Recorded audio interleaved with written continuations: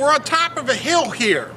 Now this hill up on top of this ridge here, this is where the workers lived for the DuPont powder mills. Now the powder mills are just below, down a little further. Now there's a gate there. That gate dictates home and work. Now there's children here, there was wives here. Now the people that worked in the powder mills had homes here. It was just like any other place. But these were company-owned homes. And as you know about company-owned homes, is that you didn't own the home or you didn't own the ground. The company owned it. And you owed them, you had to pay for your property to live here. This is probably the same way that it was with the anthracite coal mining region, where the company owned the land. Now DuPont was very good to its employees, but the only the problems were that it was a dangerous working environment. They had to have a lot of peril. When they went to work, they didn't know if they were going to come home. This was dangerous work. It was clearly more dangerous than probably coal mining, or about the same type of danger. Now they would have stayed in this area. They would have had picnics in the area.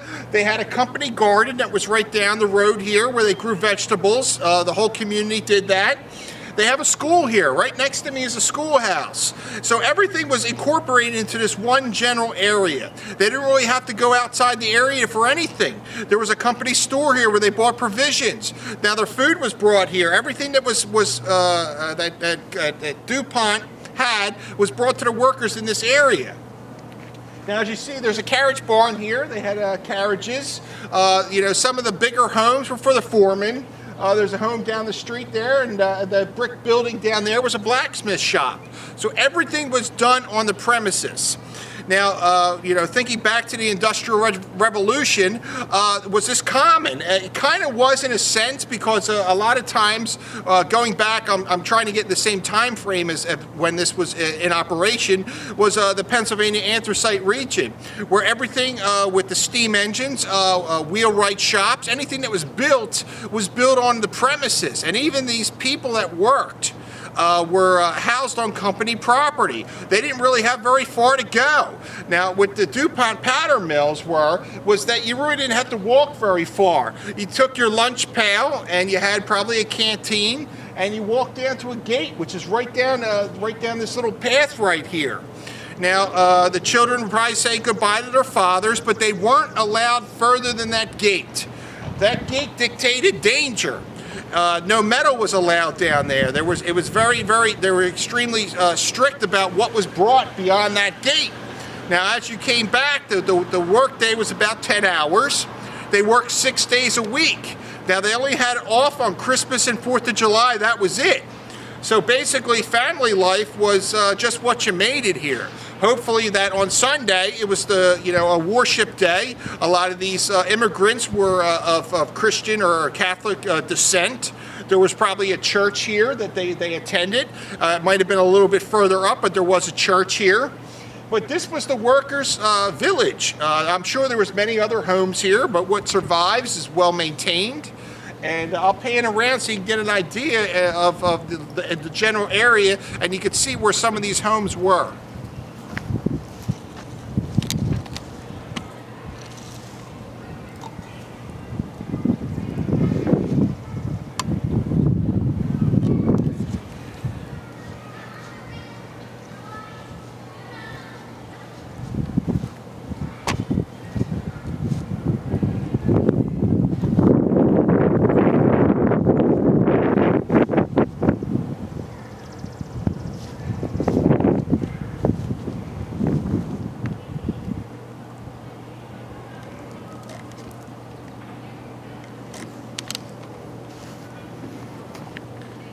Okay, as you can see, it's generally, basically now there's some grapes that grow here and there's some trees. But this would have been a street just like any other street in any other town, and there would have been houses lining the street. Now, at the peak of production here was probably around the 1850s. It started around 1840s. The peak around 1880s. There was probably around 200 and some individuals that lived here, that worked in the area. Now, they were skilled. There's a difference between unskilled labor and skilled labor. when I was talking about the anthracite region, we were talking about unskilled labor. The people that worked in this facility were skilled labor. They came from different parts of the country. A lot of them were immigrants, and basically they knew exactly what to do, and that's why DuPont hired these individuals. They were well paid, they were well taken care of.